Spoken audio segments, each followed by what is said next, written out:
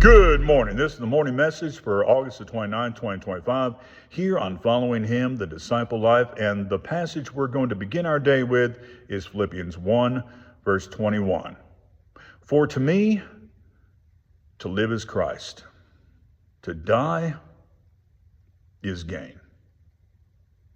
Now you might notice that those is's in the text are italicized. That means that they were added by the translators for clarity's sake in going from the Greek to the English. And no, that's not adding to God's word. That's what you have to do sometimes when you go from one language to another language, where the Greek, or in some cases in the Old Testament, the Hebrew, in fact, this happens quite a bit in the Hebrew, where you'll have to add words to make it make sense in English. And so you'll see that occasionally. You'll see an italicized word that was added for clarity's sake.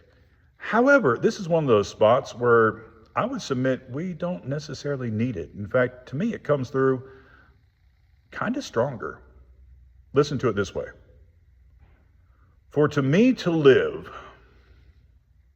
Christ. To die, gain. Just kind of emphasizes the Christ part and the gain part a little bit more when you think of the verse like that. At least it does to me. Now here we have Paul, that is someone that has told others to imitate him as he imitates Christ. Another verse that there in 1 Corinthians 11:1 that we need to look at pretty soon. That might be a morning message verse here pretty soon. But we need to understand that Paul was setting the example. This wasn't just about Paul. This is Paul setting forth the ideal. As long as he lives, it's about Christ. And if he dies, basically he's saying, so what? It's gain. So as you begin your day today, as we talked about in the video yesterday on Thursday Thoughts, and if you haven't had a chance to listen to that yet, I would encourage you to do so.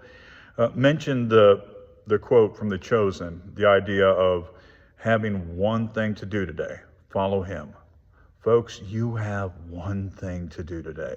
As you're getting up, if you're hearing this when it first posts, and you might just be waking up, let that thought permeate your very being. You have just one thing to do today. Follow him. And what about tomorrow? If the Lord allows you to live, same thing then. Well, what about the day after that? Same thing then. I think you get it, right?